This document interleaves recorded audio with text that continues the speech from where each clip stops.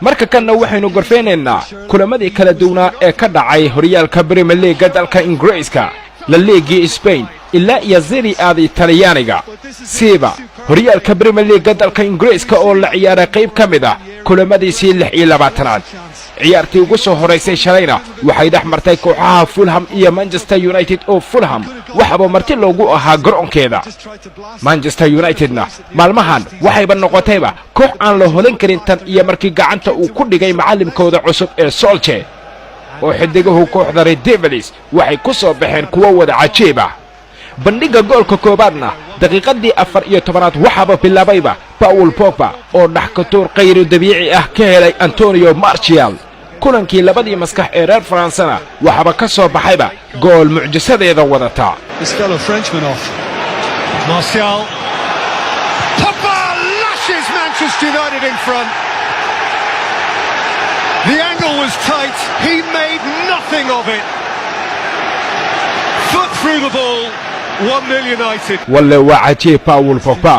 mar kale daqiiqadii 23aad waxaa banuuni si qurux badan ula dhex jibaaxay difaacyadii Fulham Antonio Martial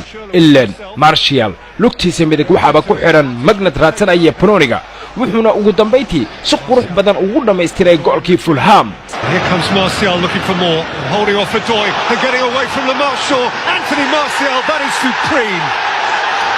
What a glorious relationship with the football. qaybtii hore waxa lagu kala tagay 2 gool iyo waxba iyadoo ciyaartu ay ka horkacayso kooxda Red Devils laakiin marka la isku soo laabtay qaybtii labaad iyo daqiiqadii 65aadba rigoora ay heshay kooxda Manchester United kadib qalad lagu galay Juan Manuel Mata waxa lagu sharfay Paul Pogba wuxuuna u dhaliyay si dagan oo la jeclaysto. Se lo lanza Paul Pogba, siempre con esos pasitos, mirando al portero Sergio Rico, bajo palos, vio el sitio, pero no llegó. 3 gool iyo waxba ayayna ku shiilatay Fulham kooxda Manchester United iyadoona ciyaarta ay ka dhacaysay garoonka kooxda Fulham ee Craven Cottage qaasatan magaalada London. ciyaartii kale ee lala ashqaraarayna waxay ahayd tii ka dhacaysay garoonka Amber Road waxaana marti ku ahayd kooxda Bournemouth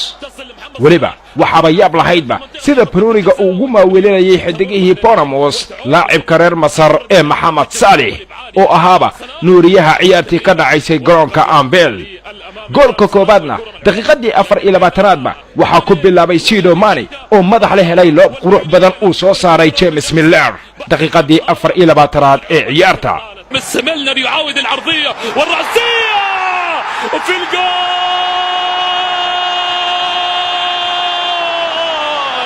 الرأسية السمرانية عن طريق ساديو ماني قل له وينك يا فان ديخ ماني قال معلش أنا هنا أنا لها يأتي بابتسامة الفرح والشكر 10 daqiiqo kadib waxaba goolkii labaad u celiyay Wijnaldum oo si xadaarad leh Bruniga kaga dulqaaday gool haya Pro halkaasina waxaba ka yimidba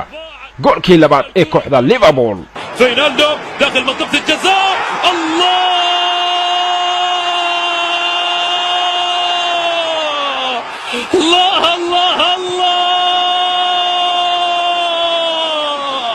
يا للجمال ويا للإبداع ويا للجلال ويا للمتعة ويا للتوهج هدف من أجمل ما يكون فيه الجمال وفيه السحر. Redis dhinac kastaba waxay ahayd koox ku raaxaysanaysa Bruniga goolkii saddexaadna waxaba u celiyayba mucjisada reer Masar ee Mohamed Salah daqiiqadii 48aad ee ciyaarta. لا يغيب هذا العام كرة ملعوبة داخل منطقة الجزاء يا سلام يا سلام الله يا ابو مكة والله على التمرير يا فيرمينيو والله على عطف جماعي وضرب كروي بل هو فطنة الضرب الكروية في هدف جميل هدف رائع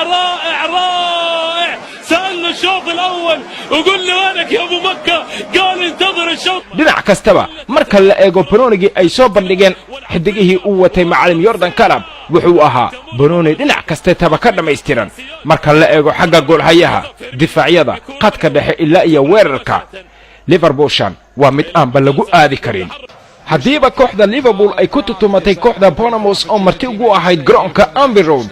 kooxda Arsenal waxay ku barbaratay kooxda Huddersfield oo marti ay ugu ahaayeen garoonkooda waliba kooxda Arsenal geesiga xarakaynayay banooniga wuxuu ahaa Henrik Mkhitaryan kama dhicin Alex Iwobi iska badaa sheekada Alexandro Lacazette bandhiga goolka koobaad ee kooxda Arsenal wuxuu noqdayba mid yimid isla daqiiqadii 16aad ee ciyaarta waxaana darba sidii madfici oo kale ku hubsaday goolkii kooxda Huddersfield Alex Iwobi oo ka faa'iideystay cross uu soo dhigay sidoo kale Sarich Mkhitaryan Lassanac deep to Iwobi who's going to try the volley and it's deflected and in 1-0 to Arsenal. The deflection meant everything, but Iwobi will claim that. Breakthrough goal with quite a large dollop of luck involved. isla qaybtii koobaad waxaaba goolkii labaad u celiyeyba Alexandro Lacazette oo noqonaya maalmahan macallimkii goolasha Maitland-Niles and there's 2-0 Lacazette. Clinical, ruthless from Arsenal. And Huddersfield, for all their possession, all their pressing, find themselves 2 down. That was very, very well executed by the Gunners. hase ahaatee gabagabadii ciyaarta waxaaba gool kama iska dhaliyay sidoo kale Sarich oo ahaa caawiyaha goolkii koobaad ee kooxda Ghana In here for a goal, and they are too. Huddersfield Town get one late on. They don't want to give the ball back here, Arsenal. Diakabi's getting involved in a row.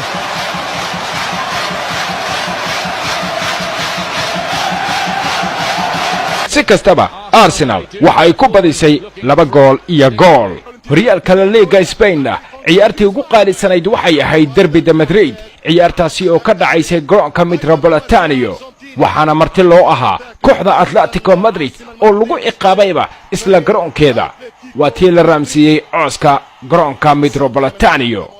Ronaldo bila macallim sanadiin Zidane Madrid weli waa koox guulaysanaysa waliba waxa yaab lahayd sida uu ku yimid goolka koobaad oo waxa qalaama rogad kaga yaabsaday goolhaya Oblak Casemiro oo ahaaba hogaamiyaha kooxda Real Madrid كرة خطيرة والهدف الأول أين أنت يا راموس هنا يا شوالي 1-0 المرنجي لا يبالي هذا هو حالي هذا هو الدوري يا جاري الريال يضرب ويسجل الأولاني 1-0 من صناعة راموس ومن تسجيل كازيميرو 1-0 للريال مدريد ربع ساعة في الشوط الأول اتحلت الشبكة وكازيميرو يدخل لائحة الهدافين ويدخل لائحة استاد الواندا كهداف تاريخي أول هدف في الواندا متروبوليتانو في ديربي الكابيتال 1-0 راموس اسيست كازيميرو على الطريقة البرتغالية للسير 7 يضرب الكرة وجول 1-0 laakiin Madrid ma basii lahaanba goolka wax badan oo maxaa yeelay daqiiqadii 25aad waxa ciyaarta barbara gool iyo goola u bedelay Antonio Griezmann يمشي القناص جريزمان جول جول في وقت اكتساح الريال وفي وقت سيطرة الريال لكن يقول اوفسايد ونرجع للفار جريزمان هدف ولكن سينتظر الكوماندانتي قليلا حكم الفيديو laakiin xaaladdu Atletico Madrid waxa sii xumeeyayba Sergio Ramos oo lagu sharfay rigora ay heshay kooxda Real Madrid wuxuuna u dhaliyay si iqaa'ib leh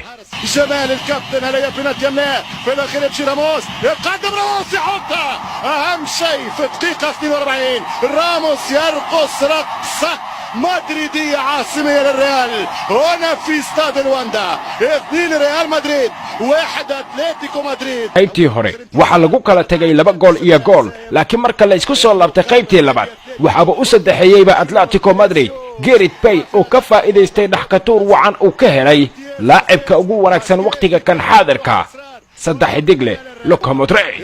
امشي كرة مودريتش يخلص بكرة امشي جارث بيل جول من اول كرة جول من اول لمسة جول من اول فرصة جول وقت اللي يماركي جول يولي سولاري عنده الحق وانا ما عنديش 3-1 ريال